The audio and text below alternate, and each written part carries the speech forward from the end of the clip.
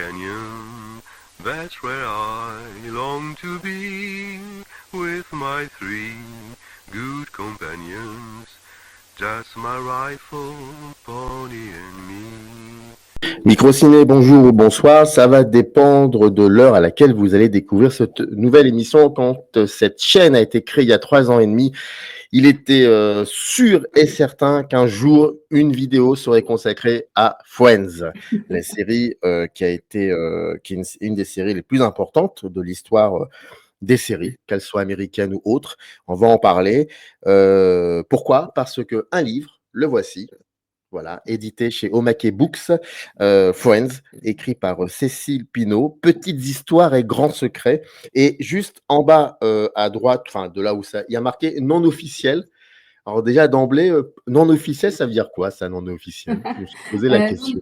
Non officiel, ça veut dire que nous ne sommes pas, le livre ne vient pas de la Warner Bros, tout simplement, de la chaîne qui a créé, qui produit et qui a les droits de la série.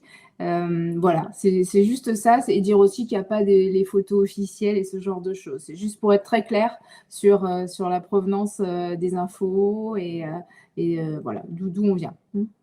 Bon, bah écoutez, ça c'était assez troublant de voir ça, mais en tout cas, c'est assez clair. Donc Cécile Pinault, vous êtes, alors moi j'aime bien le descriptif, hein. Je vais quand même me permettre de le lire en bonne geek qui se respecte. Vous êtes né la même année que Star Wars, le premier du nom. C'est la parenthèse, hein, je ne me permettrai pas. C'est la Absolument. parenthèse. Absolument. Voilà. Cette ancienne journaliste culturelle, reconvertie dans la communication à l'insu de son plein gré, accro au soleil et à la pop culture, est avant tout une grande sériephile. Vous êtes obsédé par les héroïnes de séries télé. Vous avez d'ailleurs signé un premier livre sur le sujet et vous êtes la créatrice du site Femmes de série, Femmes au singulier de série. Et vous vivez à Nice avec votre chaise longue et vos livres. C'est écrit Voilà. dans Et vous pouvez le quatrième voir couleur. derrière, je ne mens pas, regardez, les livres sont là. Pas la chaise longue, mais les livres, ils y sont. Comment allez-vous ? Très très bien, merci de l'invitation. Mais je vous en prie, comment on en sort de la fabrication d'un livre sur un sujet comment dire, qui est inscrit dans votre histoire, point. Comment on en sort d'un livre comme ça? On en sort ravis, très très impatiente qu'ils paraissent déjà, parce qu'il y a toute la phase qui fait qu'on l'écrit, on a les allers-retours avec l'éditeur. Et puis après, on se pince un petit peu quand on le voit dans les différentes librairies et qu'on voit les premiers lecteurs, qu'on a les premiers retours. Parce que c'est carrément un rêve, c'est pas un peu, c'est carrément un rêve de pouvoir, déjà, d'une part, d'être publié, hein, c'est déjà génial, mais alors d'être publié sur une série que j'adore depuis 30 ans et qui est intimement liée à ma série Philly, franchement, c'est la cerise sur le gâteau. Quelle a été, alors je ne vous poserai pas la question de la jeunesse du livre parce que vous l'avez un petit peu évoqué là à l'instant, mais qu'est-ce qui vous a poussé à écrire ce livre il y a un peu de temps comme ça ou alors que vous auriez pu le faire il y a plus de 10 ans, par exemple? Non, là, c'est arrivé vraiment. J'ai écrit un livre il y a 10 ans, ouais, voilà, 2012. Un autre livre de commande derrière, et je m'étais un petit peu, par la force des choses, arrêtée en termes d'édition. Et là, j'avais vraiment un besoin d'écrire, d'écrire et de réécrire en matière d'édition. Et en fait, j'ai lu quelque chose sur les 30 ans d'X-Files. Et dans ma tête, je savais que X-Files avait 1 an de moins que Friends. Et que donc, les 30 ans de Friends allaient arriver en 2024. Et là, je me suis dit, mais bouge-toi, fais quelque chose, quoi, propose quelque chose. Et donc, j'ai eu une idée un peu folle d'un livre beaucoup plus costaud que ce que vous avez entre les mains sur Friends, que j'ai commencé à écrire et proposé à plusieurs maisons d'édition. Alors, il y en a certaines où j'attends encore des réponses, mais qui n'ont jamais répondu, mais d'autres qui ont répondu et qui m'ont dit très clairement, non, honnêtement, votre projet, ça ne va pas le faire, il est trop important. à publier, mais en revanche, quelque chose sur Friends, ça nous intéresse, et donc je suis partie sur autre chose, en me calant en fait finalement sur des collections déjà existantes. Là, c'est le cas avec Omake Books et la collection Petite Histoire et Grand Secret, même si selon les livres, elle a un nom différent. Mais l'idée, c'était en fait sans information sur telle série ou tel jeu, enfin voilà. Et en fait, là, l'idée, c'était vraiment de pouvoir être le plus exhaustif possible. En fait, j'ai un petit peu mis à ma sauce ce livre une fois que j'avais le concept. Et est-ce qu'il n'y a pas de frustration par rapport au fait que vous maîtrisez parfaitement tout ce qui entoure cette série et comment dire de respecter déjà une configuration éditoriale? Est-ce qu'il n'y avait pas de frustration à ça? Vous avez réussi très vite à trouver à épouser l'ambiance Friends par rapport à ce que propose Omake? Franchement, oui, parce que j'ai été extrêmement bien accompagnée par mon éditeur Bruno Roca, qui est toujours, alors qui est à la fois très bienveillant et qui en plus m'a laissé carte blanche en fait. Il m'a dit, tu es la spécialiste du sujet, lui-même étant fan de Friends, et donc il m'a dit, vas-y, fais à ta sauce. Donc on s'est mis d'accord sur un plan, et donc j'ai jamais eu de frustration par rapport à ce que j'aurais pu ne pas pouvoir dire. Finalement, pour moi, tout ce que je voulais dire et tout ce qui me semblait important d'être dans un livre sur Friends pour les 30 ans est dans ce livre, aussi petit de format qu'il soit. Et c'est vrai, 1500 signes par page, finalement, c'est très peu. Mais, À mais feuilleter. aussi, ouais, mais aussi ça permet, c'est une discipline, hein, quelque part, simplement de réussir à condenser ce qu'on a à dire. Parfois, on parle beaucoup pour rien dire. Donc là, en l'occurrence, ça allait, quoi. Bon, bah, racontez-nous un petit peu quand même, Friends, comment c'est arrivé dans votre vie? Est-ce que c'était d'emblée dès le début? Est-ce que c'était sur Canal Jimmy? Je crois que c'était passé sur Canal Jimmy aussi. Enfin, C'est ça. parce que je suis un peu C'est ça. contemporain de cette série aussi, même si j'étais plus Seinfeld que Friends. Mais ça, on va en parler aussi de Oui. Seinfeld.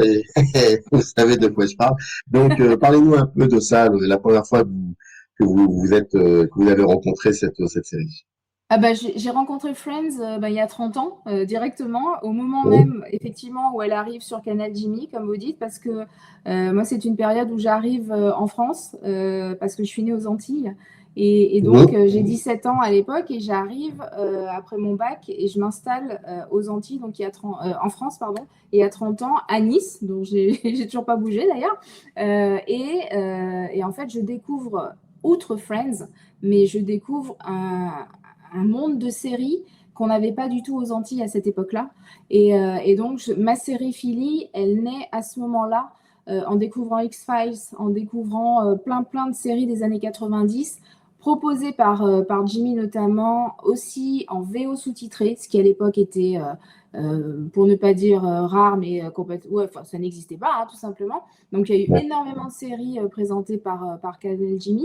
Et puis notamment ce Friends qui arrive dès le début, hein, il nous montre, on a très peu d'écart entre la diffusion française, la diffusion sur Canal Jimmy et la diffusion aux États-Unis.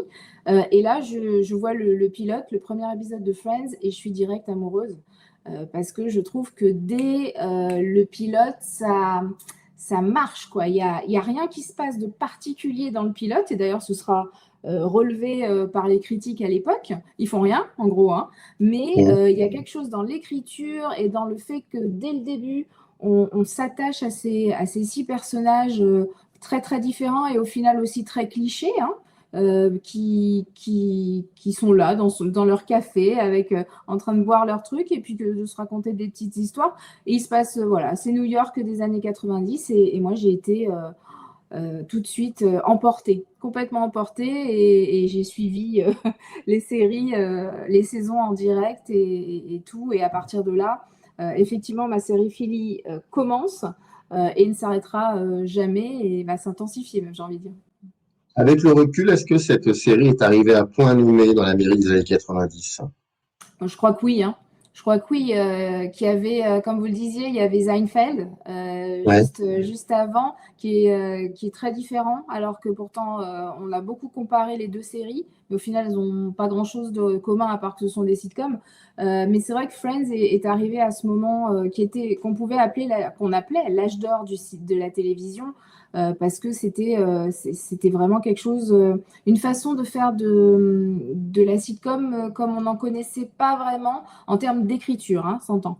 En termes d'écriture, où c'était vraiment quelque chose d'extrêmement bienveillant, en fait, et très, très différent, malgré la drôlerie, malgré le sarcasme, via le personnage notamment de Chandler. Voilà, il y a vraiment des choses. Il est arrivé, ouais, cette série est arrivée à point nommé, et puis elle est de 10 saisons, elle est à cheval entre les années 90 et les années 2000, puisque c'est 1994-2004. Donc, c'est deux périodes, enfin, c'est très intéressant à voir la façon dont ça évolue aussi. Est-ce que vous pouvez nous parler un petit peu des auteurs, enfin de l'autrice et de l'auteur, pardon, donc Martha Kaufman et David Crane. Oui. D'où est-ce qu'ils viennent ces deux personnes et comment effectivement ça s'est orchestré la création de cette série? Est-ce que ça a été finalement assez évident ou il y a eu quelques difficultés, ne serait-ce que par rapport au casting? Ce sont des questions auxquelles il y avait les réponses se trouvent dans le livre, mais je me permets, Oui, voilà. Donc, bien sûr. Oui, Martha Kaufman et David Crane sont des amis de longue date, en fait. Ils ont fait leurs études ensemble et ils sont au départ, ce sont des scénaristes, et ils sont au départ, justement, ils vivent à New York. Donc, en fait, Friends est extrêmement inspiré de leur époque new-yorkaise, mais qui est du coup, eux, ce sont des baby-boomers, hein. Donc, en fait, c'est une autre époque, mais donc, ils vivaient à l'époque à New York. Ils avaient un colocataire qui s'appelait Chandler, justement. Et donc, ils se rencontrent et ça marche tout de suite, ça match tout de suite entre eux pour écrire, pour notamment des pièces de théâtre d'abord. Et puis après, c'est vrai qu'ils sont très attirés par la télévision et qu'ils signent une première série qui justement va passer sur Jimmy, mais parce qu'elle vient de HBO, qui s'appelle Dream On, qui est une série qui à l'époque est très très particulière. Pareil, une comédie, mais pas une sitcom pour le coup, un truc avec un héros qui est éditeur et dont les fantasmes apparaissent à l'écran avec des extraits de séries de l'époque en noir et blanc et tout. Donc c'est un de concept un peu films particulier. et de films aussi hollywoodiens. Moi, je la Effectivement, oui. connais très bien cette série. Tout à fait, tout à fait. Et c'est vrai que donc ils ont ce premier succès avec Dream On, et ce qui va suivre Dream On est compliqué pour eux. Alors, ils continuent Dream On jusqu'au début de Friends, hein, pour le coup, mais ils n'arrêtent pas quand même de proposer des nouvelles choses. Et chaque fois, ça marche pas. Ça marche jamais. Et donc, quand ils proposent Friends à NBC, ils y croient absolument pas. Je pense que c'est un autre pilote qu'ils vont proposer, puis un autre pilote qui va se faire dégager. Et fatalité, à l'époque, on a quelqu'un qui est très important pour la chaîne NBC et pour les séries des années 90, c'est Warren Littlefield, qui est le président de NBC et qui va tout de suite accrocher au pitch de la série. Et d'ailleurs, ils racontent tous les deux qu'ils étaient tellement emportés dans leur truc qu'ils finissaient les phrases l'un de l'autre. C'est dire aussi à quel point ils maîtrisaient le truc. Et puis, ils étaient très complémentaires, même tout au long de la série, parce que Martha Kaufman était plus avec les acteurs, alors que David Crane était plus avec les scénaristes. Donc, en fait, ça permettait Voilà. Et en fait, ils rencontrent, en créant Friends, enfin, avant de créer Friends, ils rencontrent Kevin Bright, qui est un producteur, réalisateur également. Et donc, tous les trois sont crédités comme étant les créateurs de Friends, parce que Kevin Bright va amener autre chose en termes de production. Donc vraiment, on a ces trois personnes qui sont très complémentaires et qui vont réussir à lancer Friends. Et donc, quand au début, Friends est donc sur le papier est très, très apprécié, hein, le scénario du pilote, si bien que NBC demande tout de suite de tourner, hein, de se lancer, de chercher en tout cas le casting idéal, parce que sans le bon casting pour Friends, ça passait à côté. La série tient pratiquement du miracle à cette période, parce que il faut absolument qu'il y ait un bon titre, qui soit bien bien accrocheur, qu'il y ait les bons acteurs, les 6 bons acteurs qui vont à la fois s'entendre. On sait qu'un casting de plusieurs personnes, c'est compliqué. Rien qu'un casting de 2, c'est compliqué en termes de relations sur le plateau. Alors à 6, si on s'entend pas ou si on commence à sortir les uns avec les autres et que ça marche pas, petit problème. Donc en fait, ils ont décidé de faire de lancer un énorme casting. Ils ont aimé, adoré les gens qu'ils ont vus, qui au final seront dans la série, mais à la base, c'est pas eux qui devaient être là. Enfin, il y a beaucoup de choses qui se passent entre les deux. Et finalement, ils prennent un pari. L'anecdote, par exemple, c'est qu'ils prennent un pari énorme sur Matthew Perry et sur Jennifer Aniston, qui à l'époque, au moment où ils lancent la série est tournée, c'est-à-dire les 3 premiers épisodes sont tournés, et si ça marche, on va leur en commander d'autres épisodes. Ils signent Jennifer Aniston et Matthew Perry, alors que l'un comme l'autre ont d'autres séries. Chacun une série nulle, vraiment très très naze, les 2 séries. Et si jamais ces 2 séries ne s'étaient pas cassé la figure ou n'étaient pas mortenées, eh ben, ils auraient été obligés de tout retourner. Donc ils ont eu de la chance aussi. Il y a un capital chance assez important sur Friends. Et ça a pris tout de suite, la sauce a pris tout de suite, d'emblée, et que cela soit la critique, mais surtout le public? Ouais, alors sur la critique, c'est vrai qu'ils ont eu la dent dure hein, au début. Le succès est peut-être pas immédiat sur la saison 1. Ça va exploser sur la saison 2, mais quand même, dès la saison 1, il y a une émulation qui se fait, surtout que la série est liée, alors elle est très bien placée, ils ont une chance inouïe qui est qu'ils ont cette fameuse case horaire du jeudi soir en prime time avec Seinfeld, entouré par Seinfeld et par Dingue de toi, Mad About You à l'époque, qui est donc aussi une série qui marche très fort avec Helen Hunt, qui est très connue à l'époque. Et donc, ils ont pour le lancement, ils ont cette case horaire qui est la plus recherchée pour les séries. Et donc, Kevin Bright, d'ailleurs, dit mais la Warner Bros, vous pouvez appeler la série comme vous voulez, je m'en fous tant qu'on a le jeudi soir. Donc ça se lance plutôt bien en ce sens. Il y a de la pub qui est faite, beaucoup de pub. Donc les gens regardent au fur et à mesure. Puis ils finissent par s'attacher aux épisodes spéciaux. Déjà, on a l'épisode de Thanksgiving, on a l'épisode de Noël, et du Super Bowl, celui-là qui va beaucoup chaque fois amener de monde. Donc petit à petit, à la fin de la saison 1, il y a déjà un capital de fans.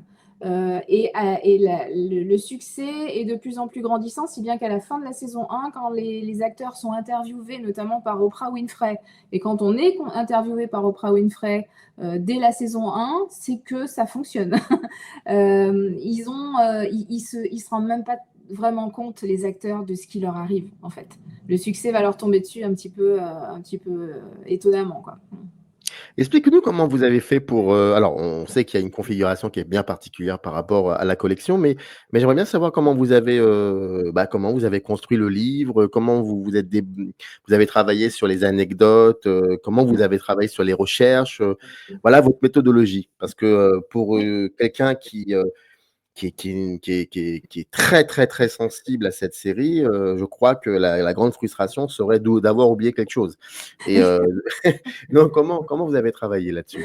Ouais. Bah, j'ai fait on partait déjà sur la base avec Bruno, on partait sur 4 chapitres. Il m'avait dit, voilà, j'aurais 4 chapitres, un dernier chapitre qui soit plus court. En fait, je lui avais dit, voilà, je veux travailler, je te propose quelque chose. Donc, je lui ai proposé un plan à base d'en gros, j'allais dire saison 1. Chapitre 1, les genèses de la série, mais surtout coulisses en fait de la série et comment elle s'installe au début, comment ça se passe dans les années 90, comment ils tournent, comment ils écrivent. En fait, voilà, plus le côté coulisses de la série, en ce sens.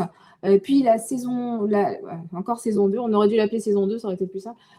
Chapitre 2, là, ça va être les comédiens et les acteurs, les personnages, tous les personnages de la série, pas uniquement les 6, mais toute la galerie qui va tourner autour. Et je trouvais ça hyper important de les évoquer parce qu'ils contribuent énormément aussi au succès de la série. Par un personnage comme Janice, par exemple, qui revient toutes les saisons. On ne s'en rend pas compte, mais en fait, elle revient toutes les saisons alors qu'elle est là que dans 7 épisodes.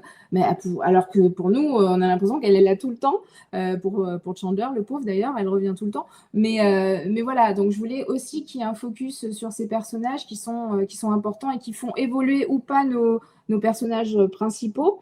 Le chapitre 3 était sur les saisons. Il fallait absolument qu'il y ait un focus. Alors là, du coup, un côté un petit peu plus analytique sur les saisons, avec qu'est-ce qu'on y retrouve exactement en termes d'histoire, qu'est-ce qu'on y retrouve en termes de guests, parce que les guest stars, les invités, sont aussi la marque de fabrique de la série. Et puis aussi, en fin de chapitre, des choses sur lesquelles on n'a jamais trop parlé finalement, comme la religion, la place de la religion, les grandes thématiques de la vie dans Friends, la relation à la religion, la relation aux animaux. Très étonnamment, il y a beaucoup d'animaux dans Friends et on sait que dans une sitcom, c'est très compliqué de gérer les animaux comme les enfants parce que c'est pas facile, ça peut couper une scène, ça peut voilà. Donc là-dessus aussi, je voulais revenir. Et puis les relations entre les personnages aussi, c'est-à-dire qu'il n'y a pas juste l'amour et l'amitié, il y a des choses, des bromances comme celle de Joe et de Chandler. Donc voilà, toutes ces thématiques-là. Et puis le dernier chapitre, là, était important parce que c'était sur l'objet pop culturel qu'est Friends. Alors qu'au début, quand on regarde le début de la série, ils sont très souvent devant la télévision, ils sont très inspirés par Happy Days notamment, et ils montrent justement un objet pop culture, comme ils le regardent, et ils vont devenir eux-mêmes cet objet pop culturel à un point qu'ils imaginaient pas du tout d'ailleurs. Et donc je voulais revenir aussi sur cette partie-là, et puis ne pas se voiler la face non plus en montrant que ça reste quand même un succès commercial qui fait encore énormément d'argent. Il y a énormément d'argent autour de Friends, mais un fan de Friends s'en fiche en fait de l'histoire de l'argent derrière, mais parce qu'il veut se faire plaisir et que cette série à la base lui fait plaisir. Donc l'idée c'était vraiment de construire quelque chose de fun et de rigoureux. Voilà, moi c'est vraiment les deux choses que j'ai dites à Bruno. Je lui dis vraiment, je veux que ce soit amusant à lire, fluide surtout. Voilà, là aussi j'ai pas mal bougé les infos parfois à l'intérieur même des chapitres parce que je voulais qu'il y ait vraiment une fluidité des choses pour que le lecteur puisse aussi bien lire de A à Z s'il a envie, ou bien juste ouvrir et piocher et lire un petit truc parce qu'il a juste un petit moment devant lui, quoi. Mais pardon, j'ai pas répondu à votre question, excusez-moi, sur les recherches pour le coup. Ah ben oui, vous avez un peu, si, un petit peu, mais je vous en prie, allez-y. Pardon, non, juste pour dire que j'ai pas fait de recherche particulière, j'ai envie de dire, parce que je suis tellement imprégnée de Friends depuis 30 ans que j'ai lu tout ce qui a été écrit, j'ai vu tout ce qui a été montré. Friends est une série, on a la chance qu'elle soit extrêmement documentée, mais parfois trop. Enfin, pas trop, mais je veux dire dans le sens où parfois on a des articles de journaux qui nous sortent des infos, on ne sait pas d'où ça vient. Donc le but aussi, c'était de fact-checker. Je ne voulais pas raconter n'importe quoi, donc j'ai vérifié, revérifié et pris des sources officielles la plupart du temps. Voilà, mais sinon, il n'y a pas eu de recherche en soi parce que je les avais déjà autour de moi dans mes fameuses bibliothèques. Et du coup, après, j'ai juste travaillé sur des trucs récents qui étaient sortis, des interviews des créateurs, surtout autour des 25 ans, puisqu'il y avait eu des petits trucs autour des 25 ans. Voilà. Qu'est-ce qui a fait que cette série, au bout de 10 ans, a dû s'arrêter? Alors, c'était un choix des acteurs, en fait. C'était un choix de la production, mais surtout des acteurs, parce que normalement, la série aurait dû s'arrêter au bout de 9 saisons. Et en fait, ils ont encore un peu tiré la corde parce qu'ils voulaient terminer sur 10 saisons. Parce qu'en fait, à la saison 10, il y avait plusieurs choses. Jennifer Aniston avait une carrière au cinéma qui décollait. Donc, elle voulait être libérée de ça. Courtney Cox était enceinte et elle a beaucoup bataillé. Malheureusement, elle a eu beaucoup de fausses couches durant la série, donc elle avait ça à vivre, donc c'était important. Même les garçons, alors, Matt Leblanc, lui, non, puisqu'il a continué avec Joey, la série spin-off qu'on veut tous oublier sur Friends. Matthew Perry aussi avait une carrière au cinéma importante. Par contre, celui qui voulait, au cinéma, ça marchait pas trop, donc il voulait retourner du côté du théâtre, c'était David Schwimmer. Donc voilà, tout était finalement, tous étaient d'accord pour s'arrêter au bout de 10 et que ça faisait un chiffre rond en plus. Donc voilà. Puis il y avait Liza Kudrow, je crois, qui faisait des films du cinéma indépendant, je pense beaucoup plus Voilà, de Liza Kudrow cinéma. était sur les films indépendants et pareil, ça marchait bien, moins bien que sa collègue Jennifer Aniston, mais pour autant, ça marchait bien aussi. Donc voilà, tout le monde avait envie de faire autre chose. Qu'est-ce que vous avez pensé, vous, de la réunion? Quand ils se sont... Ouais, Oui, de la réunion. Ouais, j'étais très partagée à la vision de la réunion parce que j'étais à la fois très heureuse de les retrouver et en même temps assez triste du spectacle. C'est pas un spectacle, mais de les revoir pour certains dans cet état. Voilà. C'est-à-dire que bien sûr, on vieillit tous, hein, et que vieillir, on sait que vieillir quand on est acteur ou actrice, surtout actrice, c'est très compliqué. Mais c'est vrai que de voir Jennifer Aniston, Courtney Cox picouser de partout, bon, je le savais, je les avais vus, mais voilà, et surtout, voilà, Matthew Perry qui allait pas bien du tout à cause d'une opération des dents juste avant, et puis bon, il allait pas bien tout court, hein. Voilà, c'était quand même un peu difficile à voir, mais ils ont quand même réussi ce côté nostalgie qui était clairement le but du truc et de faire ramener voilà, les jeux, faire ramener certains acteurs comme le voisin du dessous qui meurt au bout de la saison 2 ou 3. Enfin voilà, des trucs comme ça, c'était quand même divertissant, on va dire, mais parfois un peu difficile à regarder. Quand la série est arrivée sur Netflix, je me permets ça parce que vous en parlez, et il va se passer quelque chose d'extraordinaire et d'étonnant. C'est qu'il y a une nouvelle génération qui va découvrir cette série. Et là, ça va être génial, dans tous les sens du terme.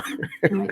Et moi, ça m'a donné envie, beaucoup plus tard, c'est-à-dire il y a 1 an et demi, je me suis dit, tiens, allez, on va revoir tout Friends. Et c'est très intéressant. Par exemple, vous évoquiez la religion. Moi, j'avais complètement oublié l'importance de la transmission de la religion par rapport au personnage de Ross. Donc, pour être plus précis, le judaïsme. Il y a même un épisode, je crois, avec le Père Noël, quelque chose comme ça, si je me trompe pas. Et c'est fascinant. Mais j'avais complètement oublié cette chose qui n'est pas un détail parce que ça rythme je crois qu'il y a 2 épisodes où c'est important pour lui de transmettre cela. Et je me suis dit, et en plus, ça se passe dans les années 80, pratiquement vers la fin des années 90. Il n'y a pas encore eu le 11 septembre. Je n'associe pas voilà, cette religion, le 11 septembre et tout ce qui s'ensuit. C'est autre chose, c'est différent. Mais ce que je veux dire par là, c'est que c'était une autre période. Et le fait que vous en parlez, ça m'intéresserait aussi de vous écouter développer ça, ne serait-ce que par rapport à la religion, pas forcément au judaïsme, mais le fait qu'un personnage dans cette série soit la transmission par le prisme de la religion, ou la religion par le prisme de la transmission, soit fondamentale pour lui. Alors ça, c'est la religion, elle est effectivement pas très présente au sens large, mais c'est vrai qu'à travers le personnage de Ross, alors on sait plus ou moins par des éléments de décor, parce qu'il y a un candélabre à un moment donné derrière, enfin voilà, que les Geller, les deux enfants Geller sont juifs par leur mère.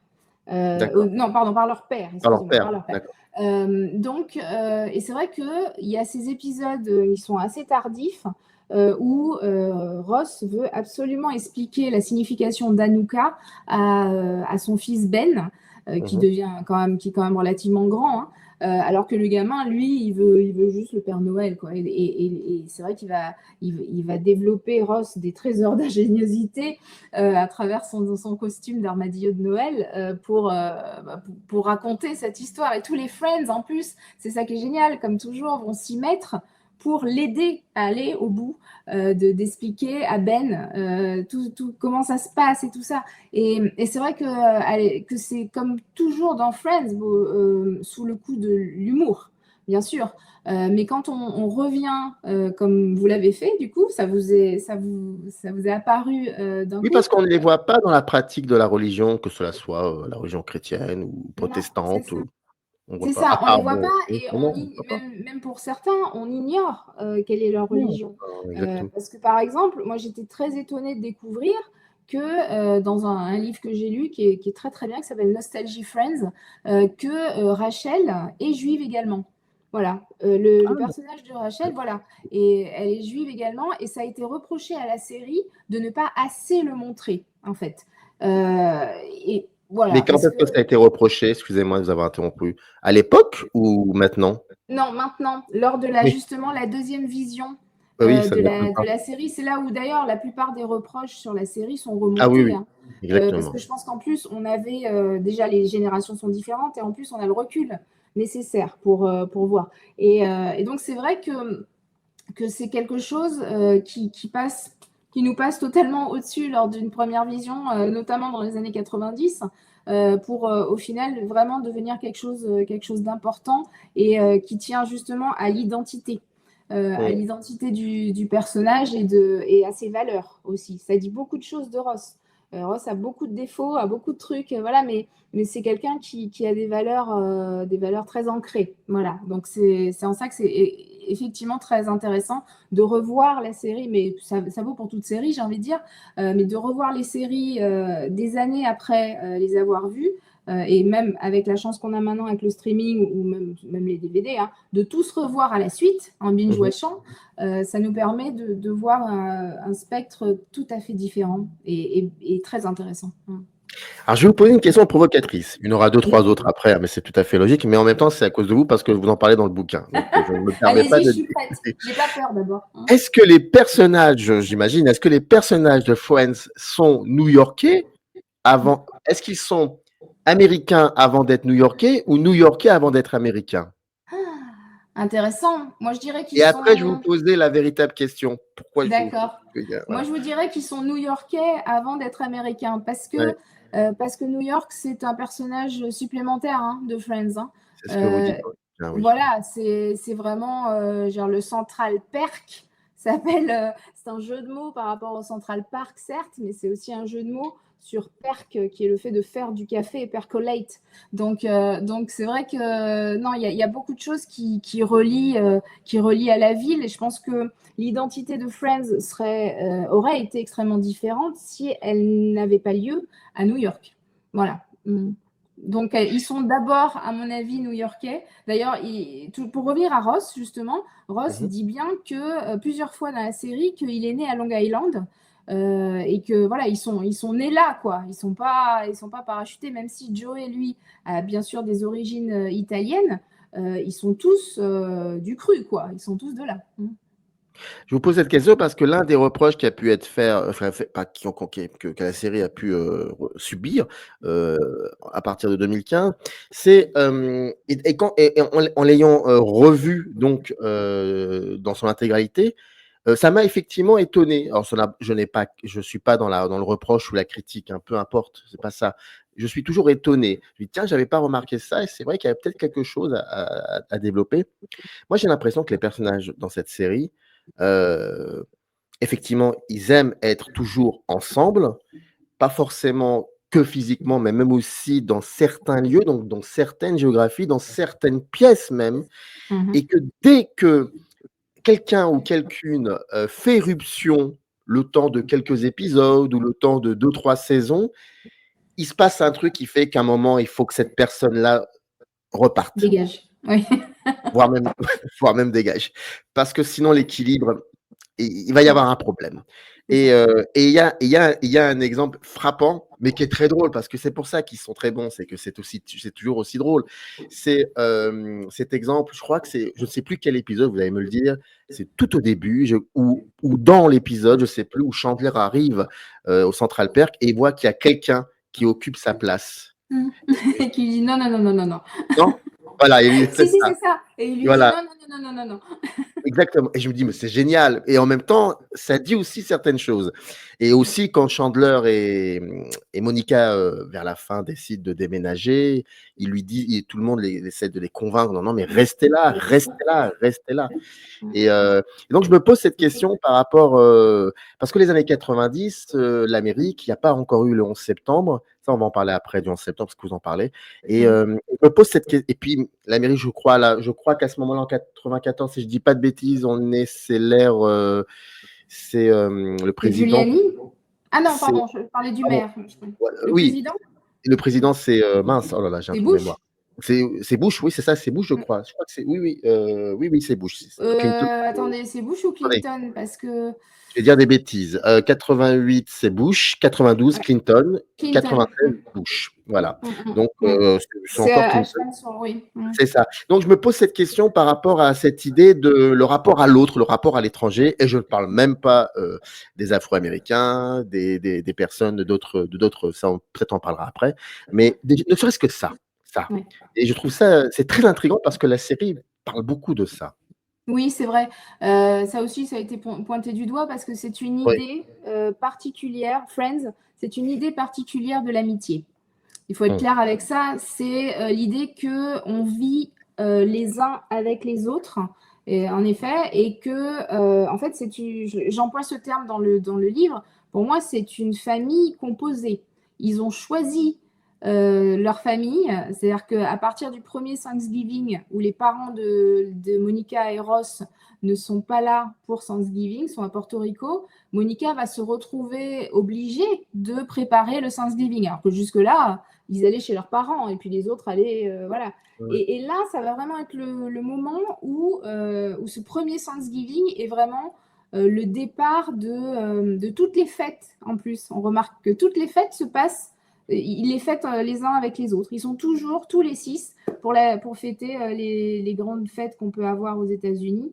Et c'est vrai que je ne sais pas si ça a été pensé réellement comme ça par Kaufman et Crane, ou c'est peut-être leur vision de l'amitié, tout simplement. Vous avez raison de dire que dès que quelqu'un d'extérieur essaie de rentrer dans le cercle, il dégage assez vite. On le voit sur tous les petits amis et petites amies qui arrivent dans le groupe. Voilà, quand il y en a une, par exemple, une nana qui arrive au Central Perk parce que Chandler répond pas au téléphone, qu'elle se dit oh, qu'est-ce qu'il fait, machin, et qu'elle arrive au Central Perk car ils sont tous là.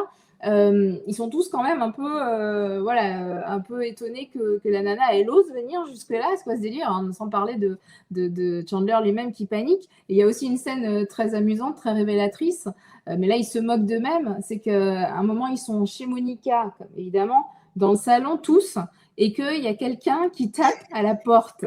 Et ils sont là, mais on est tous là. Et on a Phoebe qui est là en train de les compter pour voir si tout le monde est là.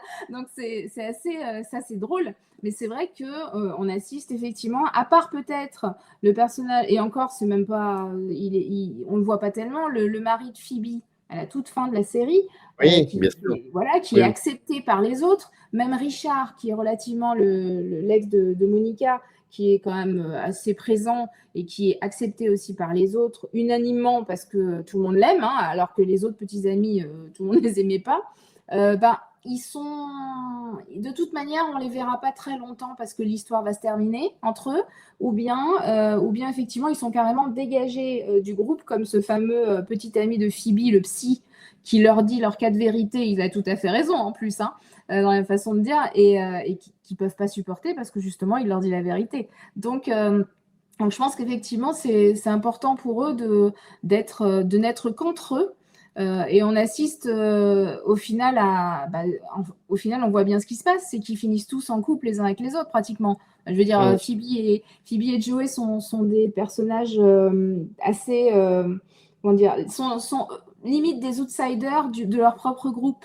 Donc, eux ne vont pas finir ensemble, même s'il y a un lien entre eux qui est très particulier. Mais on voit bien que finalement, ils n'ont pas arrêté de sortir les uns avec les autres. Et d'ailleurs, je le dis, j'ai un chapitre, une page là-dessus, sur le fait que tout le monde s'embrasse. À un moment donné, il y a pratiquement tout le monde qui a embrassé tout le monde.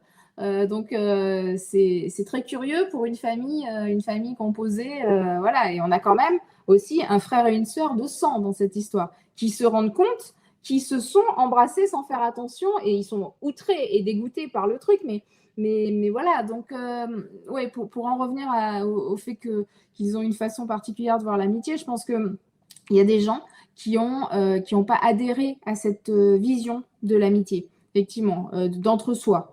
Et ça se comprend très bien. Après, on ne demande pas aux gens de faire la même chose, fort heureusement.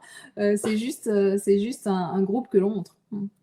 Alors, il y a aussi autre chose, et je me le permets parce que vous en parlez aussi dans le livre, et puis ça, c'est aussi quelque chose qui a été, là, pour le coup, on arrive sur le côté très polémique. C'est toutes les,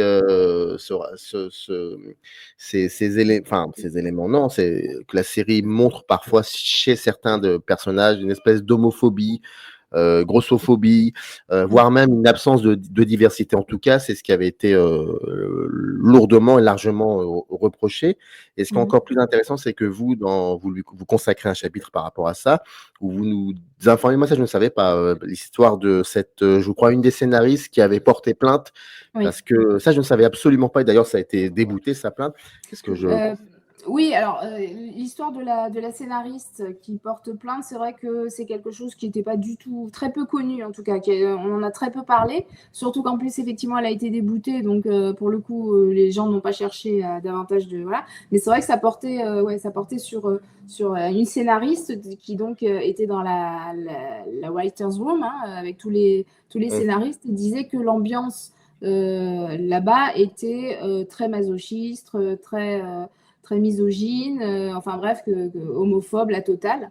Et c'est vrai que bon, elle n'a pas pu apporter de preuves. En tout cas, le tribunal n'a pas reconnu de preuves. Donc voilà.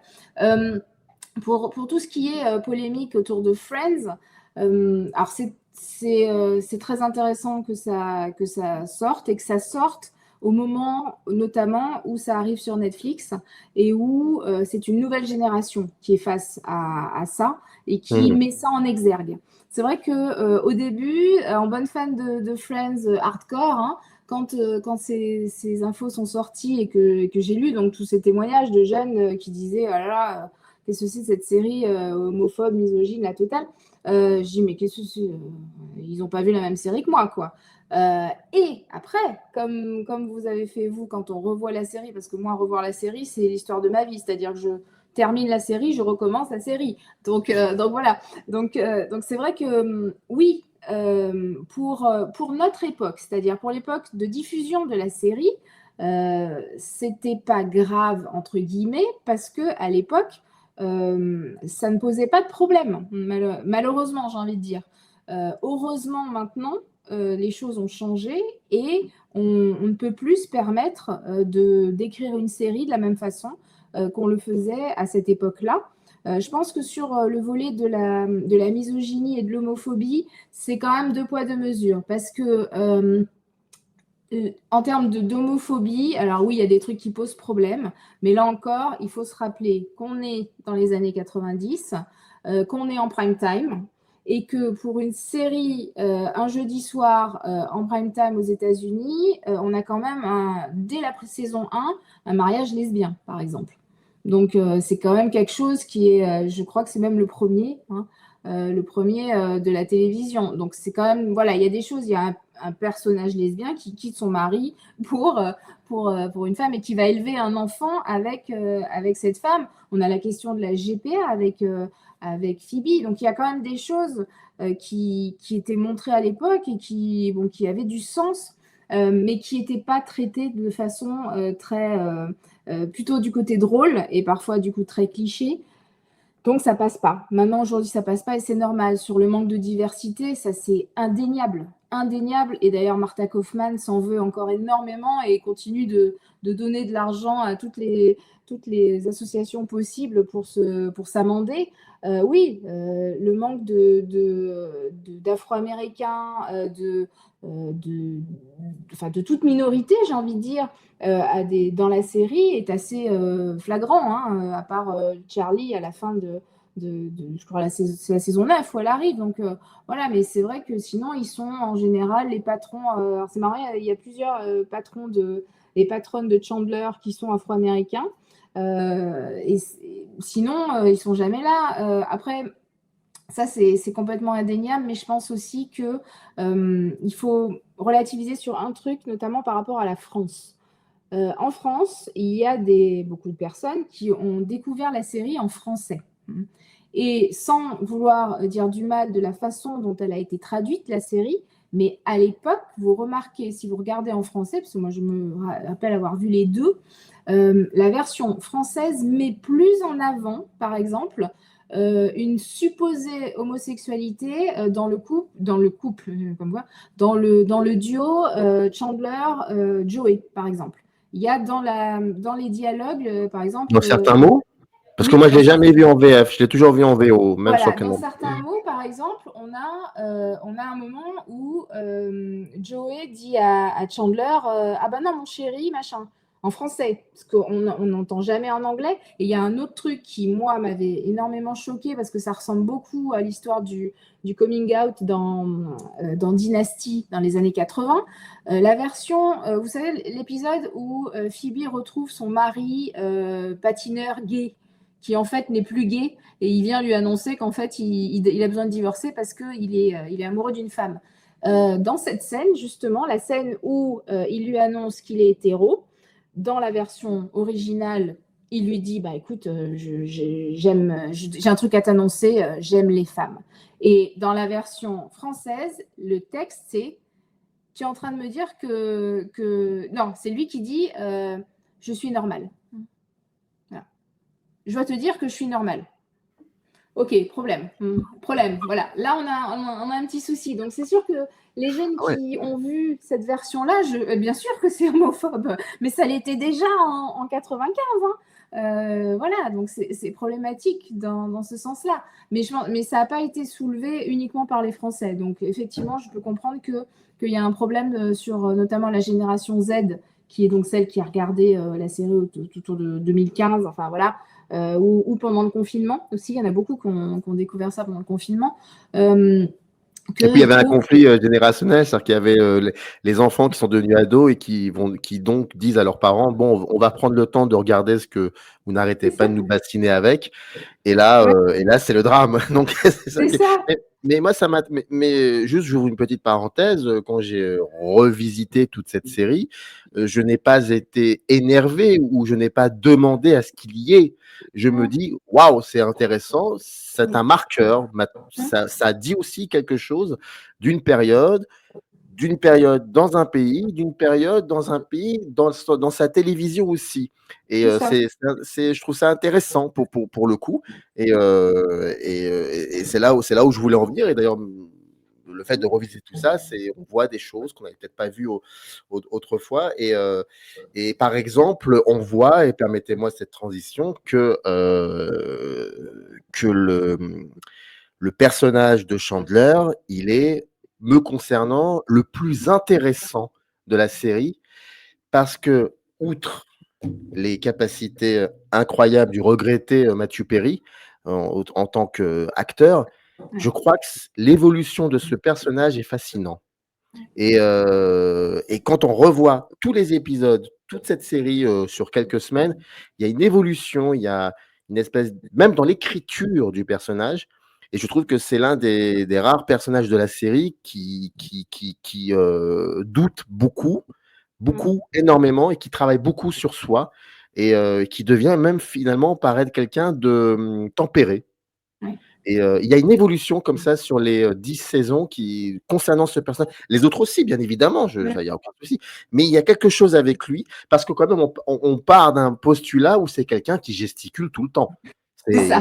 C'est un burlesque, c'est du burlesque. Et puis, après, ça a été un peu compliqué, ne serait-ce que parce que le réel a pris le dessus, vous le dites. Mais il y a quelque chose avec ce personnage. Je ne sais pas ce que vous en pensez, mais moi, il m'a beaucoup fasciné sur ça. Je suis entièrement d'accord avec vous. J'en ai parlé aussi là-dessus. Enfin, on m'a demandé quel était mon personnage préféré et j'ai dit Chandler parce que oui, cette évolution est dingue. Il y vous disiez, il est différent à la fin. Oui, il est équilibré carrément à la fin. En fait, il est posé et il est équilibré.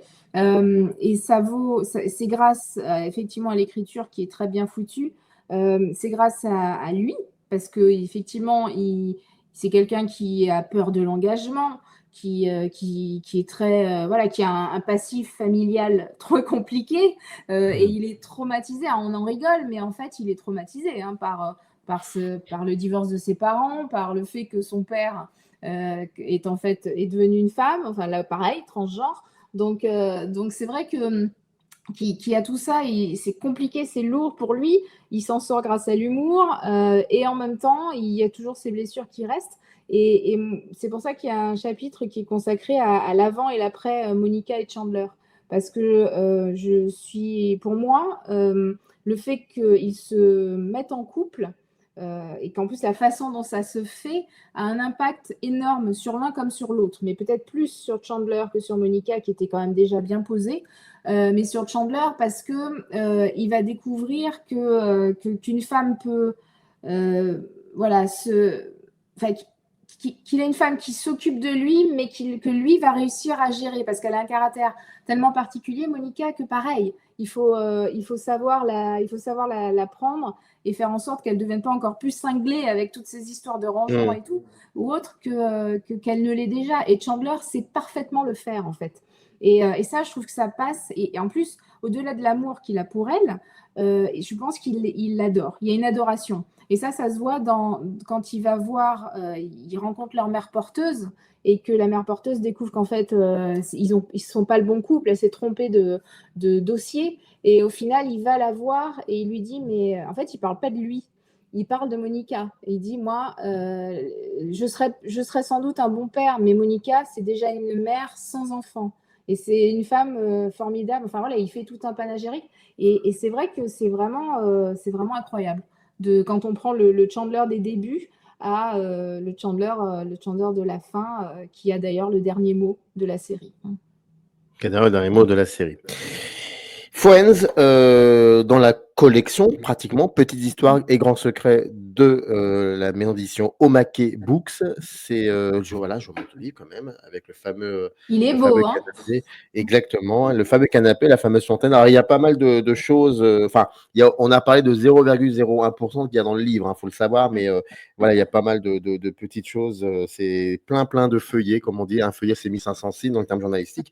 Et c'est vraiment intéressant et c'est passionnant.